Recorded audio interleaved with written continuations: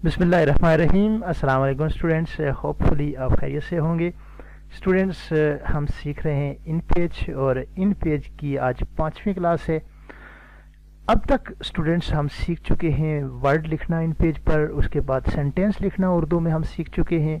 और पिछले लेसन में हमने इन पेज पर एक पैराग्राफ लिखा था और उस पैराग्राफ के ऊपर मुख्तलिफ चीज़ें परफॉर्म की थी, उसको कलर दिया था, उसका साइज़ छोटा बड़ा करना सीखा था। उसके बाद उसकी अलाइनमेंट देखी थी, राइट लेफ़्ट जस्टिफाई और सेंटर, उसमें लाइन स्पेसिंग देना सीखी थी। ये तमाम चीज़ें सीखी थी। और आज हम आगे बढ़ते हैं और आज हम अगले टूल्स, जो कि पिछले लेसन में हमने इस टूल के हवाले से देखा था, जो टेक्स्ट टूल है या एंड टूल है, कि ये टेक्स्ट को सिलेक्ट करने के लिए इस्तेमाल होता है। और हमने कहा था ये पिक टूल है और या मूव टूल है, और ये आपके किसी भी ऑब्जेक्ट को मूव करने के लिए इस्तेमाल होता है। तो स्टूडेंट, इन टूल्स को, उसके बाद जो आगे टूल आते हैं, अगला रोटेट टूल है, और रोटेट टूल का इस्तेमाल भी ऑब्जेक्ट के साथ होता है। इसलिए व्यूअर्स, हम इस लेसन में ऑब्जेक्ट के हवाले से पढ़ लेते हैं कि ऑब्जेक्ट्स क्या है। स्टूडेंट्स, अगर आप यहाँ पर रेक्टेंगुलर लेना चाहते हैं, फॉर एग्जांपल कोई उर्दू में कोई ज्योमेट्री की डेफिनेशन लिख रहे हैं, फॉर एग्जांपल आप लिख रहे हैं कि मुस्ततील एक ऐसी चीज़ होती है जिसके दो किनारे एक जितनी लेंथ रखते हैं और दो किनारे एक जितनी लेंथ रखते हैं, या मुरब्बा जो या दायरा, तो उसके लिए ज़रूरी है कि साथ आप डायग्राम्स भी लें। तो ये डायग्राम्स कुछ हैं यहाँ पर बनाई यहाँ पर, जो कि आपको पता होना चाहिए कि ये ग्राफिकल टूल नहीं है। इन पेज जो है ये आपका एक टेक्स्ट, उर्दू टेक्स्ट लिखने के लिए टूल है, लेकिन ये चीज़ें चंद एक दी हुई हैं ग्राफिकली जिनको इस्तेमाल किया जा सकता है। अमूमन इनका यहाँ पर इस्तेमाल नहीं किया जाता।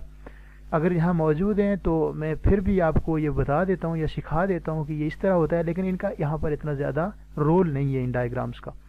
आपने जस्ट यहाँ पर इन पेज का जो ज़्यादा इस्तेमाल है, जस्ट यहाँ पर टेक्स्ट लिखते हैं, और छोटी मोटी कोई एप्लीकेशन लिखनी हो वो यहाँ लिखते हैं, और वो ये टेक्स्ट जाकर आप आगे ग्राफिकल किसी टूल में कोरल ड्रा में लेकर जाते हैं और वहाँ पर उसकी एडजस्टमेंट करते हैं।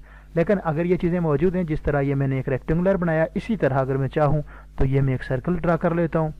और यहाँ पर अगर मैं आपको दिखाऊँ तो ये मैं एक राउंडेड रेक्टेंगुलर, यानी कि ऐसा रेक्टेंगुलर जिसके कॉर्नर राउंड हो।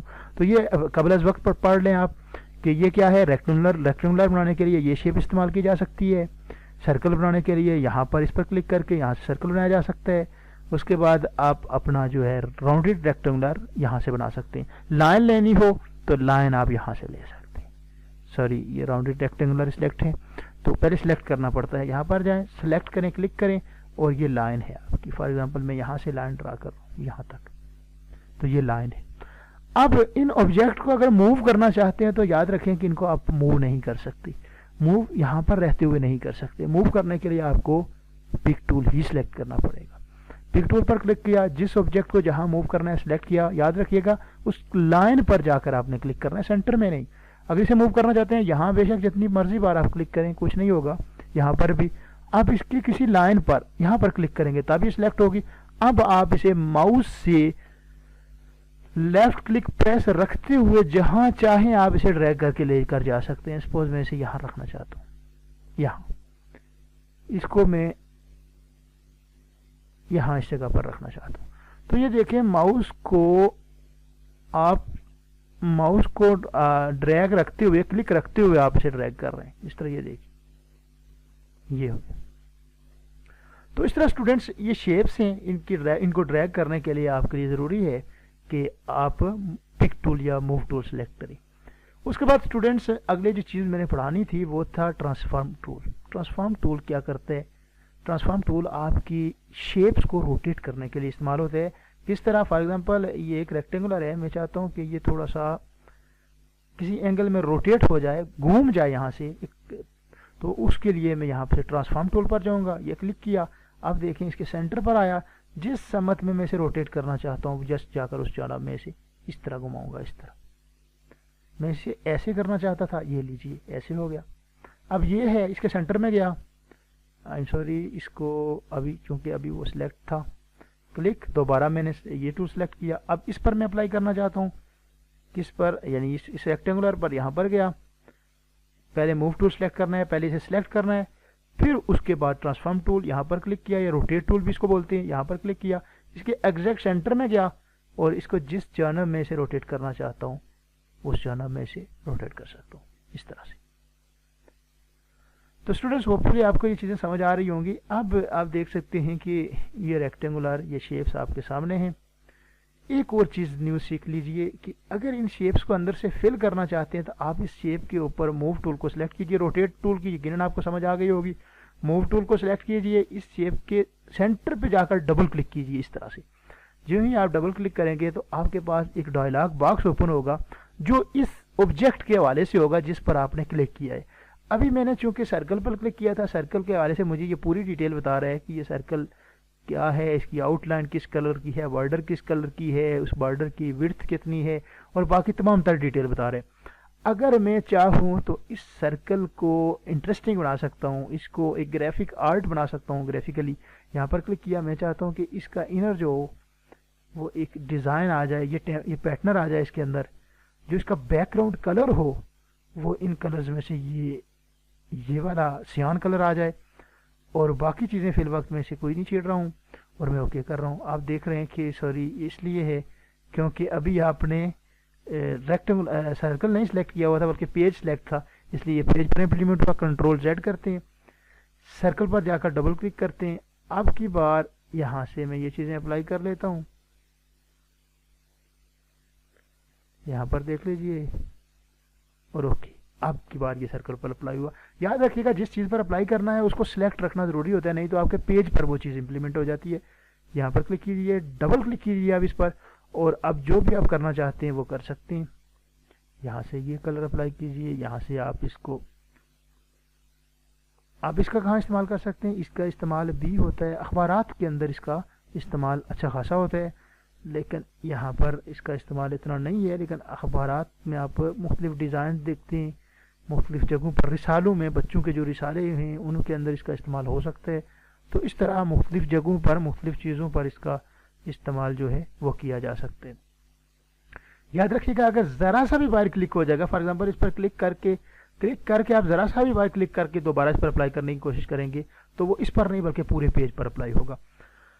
स्टूडेंट्स उसके बाद ज़रा सा आगे चलते हैं और देखते हैं कि फॉर एग्जांपल इसकी आउटलाइन जो है, एक आउटलाइन होती है एक फिल होती है, इसकी आउटलाइन छोटी बड़ी करना चाहें तो वो भी कर सकते हैं। यहाँ से ये देखिए अभी इस पर मैंने ये इम्प्लीमेंट की हुई है। अभी इसका साइज़ जो है वो चूँकि 1 पिक्सल है इसलिए ऐसा है, मैं इसका साइज़ यहाँ से भी बढ़ा सकता हूँ। ये इसकी प्रॉपर्टी बार से ये देखिए इसका साइज़ बढ़ा दिया, तो ये इसको यहाँ से भी आप इसकी आउटलाइन की मुख्तलिफ शेप्स हैं ये चूज़ कर सकते हैं और चूज़ करने के बाद आप इस पर इम्प्लीमेंटेशन कर सकते हैं। इनका इस्तेमाल कहाँ है आगे हम इंशाल्लाह प्रोजेक्ट करेंगे तमाम टूल पढ़ने के बाद, तो इसका इस्तेमाल भी मैं आपको ज़रूर बताऊंगा। अभी फ़िलहाल मेरा बताने का मकसद ये था